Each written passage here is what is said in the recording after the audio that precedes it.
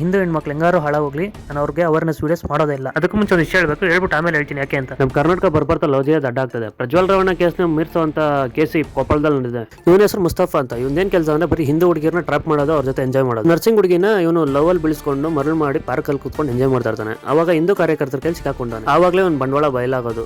ಇವನ್ mobile ಅಲ್ಲಿ 10ಕ್ಕೂ ಹೆಚ್ಚು ಹುಡುಗಿಯರ ಕಾಂಟ್ಯಾಕ್ಟ್ ಡೀಟೇಲ್ಸ್ ಸಿಗುತ್ತೆ. ಅದಾದ್ಮೇಲೆ ಇನ್ನು ಡೀಪ್ ಆಗಿ ಹುಡುಕ್ದಾಗ 9700 ವಿಡಿಯೋಸ್ ಇರುತ್ತೆ ಇವನ ಹತ್ರ. ಮತ್ತೆ 7000 ಫೋಟೋಸ್ ಇರುತ್ತೆ. ಯಾವ ಫೋಟೋಸ್ ಅನ್ಕೊಂಡಿದ್ರೆ ಆ ತರ ಫೋಟೋಸ್ ಹೆಣ್ಮಕ್ಳನ್ನ ಯೂಸ್ ಮಾಡ್ಕೊಂಡು ಅವ್ರ ವಿಡಿಯೋಸ್ ಫೋಟೋಸ್ ನಿಂತ್ಕೊಂಡು ಇವನು ಬ್ಲಾಕ್ ಮೇಲ್ ಮಾಡ್ಕೊಂಡು ಈ ತರ ಲವ್ ಜಿಹಾದ್ ಮಾಡ್ತಾ ಇದ್ದ.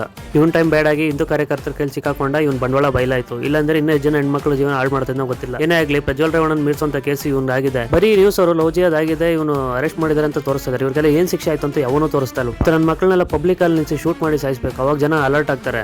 ನಮ್ ಹಿಂದೂ ಹುಡುಗಿರಿಗೆ ಎಷ್ಟು ಹೇಳಿದ್ರು ಬುದ್ಧಿ ಬರೋದೇ ಇಲ್ಲ. ಅವರು ಇದನ್ನೇ ರಿಪೀಟ್ ಮಾಡ್ತಾನೆ ಇರ್ತಾರೆ. ನಮ್ ಜನ ಏನ್ ಗೊತ್ತಾ, ಅಲರ್ಟ್ ಆಗಿರಿ ಅಂತ ಎಷ್ಟು ಬುದ್ಧಿ ಹೇಳಿದ್ರು, ಎಷ್ಟು ವಿಡಿಯೋಗಳು ಮಾಡಿ ಹಾಕಿದ್ರು ಅದನ್ನ ನೋಡಿ ಸುಮ್ಮನೆ ಆಗ್ಬಿಡ್ತಾರೆ. ಆಮೇಲೆ ಏನಾಗುತ್ತೆ, ಈ ತರ ಎಲ್ಲ ತೊಂದರೆ ಆದ್ಮೇಲೆ ಹಿಂದೂ ಸಂಘಟನೆಗಳು, ಹಿಂದೂ ಕಾರ್ಯಕರ್ತರು ಬಜರಂಗ್ ದಳ ಅಂತ ನಮ್ಮ ಹತ್ರ ಬಂದು ಸಹಾಯ ಕೇಳ್ತಾರೆ. ಟ್ರೈನ್ ಹೋದ್ಮೇಲೆ ಟಿಕೆಟ್ ತಗೊಳ್ಳಲ್ಲ. ಟ್ರೈನ್ ಬರಕ್ ಮುಂಚೆನೇ ಟಿಕೆಟ್ ತಗೊಂಡು ಕಾಯ್ಕೊಬೇಕು ನೀವು. ಅಂದ್ರೆ ನಮ್ಮನೆ ಹೆಣ್ಮಕ್ಳನ್ನ ನಾವು ಜೋಪಾನ ಮಾಡ್ಕೊಬೇಕು ಮೊದಲು. ಇದನ್ನೆಲ್ಲ ನೋಡಿದ್ಮೇಲೆ ಹಿಂದೂ ಹೆಣ್ಮಕ್ಳು ನೀವು ಮತ್ತೆ ಅದೇ ಹೋಗಿ ಅದೇ ಬಾವಿಗೆ ಬೀಳ್ತೀನಿ ಅಂದ್ರೆ ಬಿದ್ದು ಸಾಯಿರಿ. ಮತ್ತೆ ನಮ್ಮ ಹಿಂದೂಗಳ ಸಪೋರ್ಟ್ ಕೇಳಬೇಡಿ. ಕಾಶ್ಮೀರ್ ಫೈಲ್ಸ್ ಆಯ್ತು, ದುರಂಧರ್ ಆಯ್ತು, ಕೇರಳ ಸ್ಟೋರಿ ಆಯ್ತು, ಇವಾಗ ನೆಕ್ಸ್ಟ್ ಬರ್ಬೇಕಾಗಿರೋದು ಕರ್ನಾಟಕ ಸ್ಟೋರಿ. ಅದಾದ್ಮೇಲೆ ಅದು ಜನ ಎಚ್ಚೆತ್ಕೊಳ್ತಾರ ನೋಡ್ಬೇಕು. ನಾವ್ ಇಷ್ಟೆಲ್ಲ ಅವೇರ್ನೆಸ್ ಕೊಟ್ಟು ಹೆಣ್ಮಕ್ಳು ಹುಷಾರಾಗಿರಿ ಅಂತ ಹೇಳ್ತೀವಲ್ಲ, ಹೇಳಿ ವಿಡಿಯೋ ಮಾಡ್ತೀವಲ್ಲ.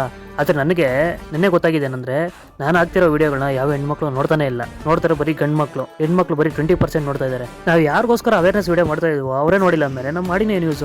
ಅದಕ್ಕೆ ಮೇಲೆ ಡಿಸೈಡ್ ಆಗಿದ್ದೀನಿ, ಹಿಂದೂ ಹೆಣ್ಮಕ್ಳು ಹೆಂಗಾರು ಹಾಳಾಗೋಗ್ಲಿ ನಾನು ಅವ್ರಿಗೆ ಅವೇರ್ನೆಸ್ ವಿಡಿಯೋಸ್ ಮಾಡೋದೇ ಇಲ್ಲ. ಏನಾದ್ರು ನಮ್ಮ ಹುಡುಗರಿಗೋಸ್ಕರ ಮಾಡ್ತೀನಿ, ಪಬ್ಲಿಕ್ ಪ್ರಾಬ್ಲಮ್ಸ್ಗೋಸ್ಕರ ಮಾಡ್ತೀನಿ. ನಮ್ಮ ಮನೆ ಹೆಣ್ಮಕ್ಳಿಗೋಸ್ಕರ ನಾನು ವಿಡಿಯೋ ಮಾಡಿದ್ರೆ ನೀವು ನನ್ನ ವಿಡಿಯೋಸೇ ನೋಡ್ತಾ ಇಲ್ಲ ಅಂದ್ಮೇಲೆ, ನಮ್ಮವ್ರಿಗೋಸ್ಕರ ಮಾಡೋ ವಿಡಿಯೋನ ನಮ್ಮವರೇ ನೋಡ್ತಾ ಇಲ್ಲ, ನಮ್ಮವರೇ ಬೆಂಬಲ ಮಾಡ್ತಾ ಇಲ್ಲ, ನಮ್ಮವರೇ ಬೆಳೆಸ್ತಾ ಇಲ್ಲ ಅಂದ್ಮೇಲೆ ನಾನು ಯಾವ ಖುಷಿಗೆ ವಿಡಿಯೋ ಮಾಡಬೇಕು? ನಾನು ಅನ್ಯ ಧರ್ಮದ ಬಗ್ಗೆ ಇನ್ಮೇಲೆ ಮಾತಾಡೋದೇ ಇಲ್ಲ. ಇಲ್ಲಿಗೆ ಬಿಟ್ಬಿಡ್ತೀನಿ. ನಾನು ಹಾಕಿರೋ ವಿಡಿಯೋಗಳಿಂದ ಯಾವ್ದಾದ್ರು ನನ್ನ ಮುಸ್ಲಿಂ ಫ್ರೆಂಡ್ಸ್ಗೆ ಬೇಜಾರಾಗಿದ್ರೆ ನಾನು ಸಾರಿ ಕೇಳ್ತಾ ಇದ್ದೀನಿ. ಇನ್ಮೇಲೆ ನಾನು ನಿಮ್ಮ ಧರ್ಮದ ವಿರುದ್ಧ ಯಾವುದೇ ವಿಡಿಯೋಗಳು ಮಾಡಕ್ ಹೋಗಲ್ಲ. ಈಗ ಕಮೆಂಟ್ ಅಲ್ಲಿ ಕೆಲವರು ಆಗ್ಬೋದು ಮುಸ್ಲಿಮ್ಸ್ ಅವ್ರು ನೋಡ್ರೆ ಭಯ ಅಂತ. ನಾನು ಯಾರಿಗೇನು ಭಯ ಬೀಳ್ತಾ ಇಲ್ಲ. ನಾನು ಆಲ್ರೆಡಿ ರೀಸನ್ ಹೇಳಿದ್ದೀನಿ. ಇನ್ನು ಮುಂದೆ ನನಗೆ ಮಾಡೋಕೆ ಇಷ್ಟ ಇಲ್ಲ, ನಾನು ಮಾಡಲ್ಲ.